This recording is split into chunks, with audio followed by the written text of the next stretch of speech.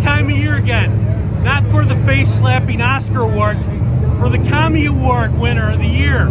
And this year's winner, we're here in Chicago at the Monster Truck Show to announce that the winner of this year's Kammie Award for the best home action stunt movie goes to Jay Martin of Raleigh, North Carolina. Jay, get ready.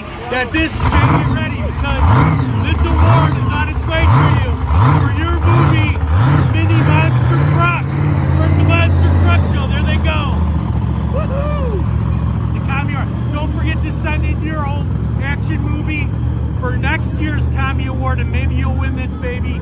Put it up on your shelf and impress all your friends.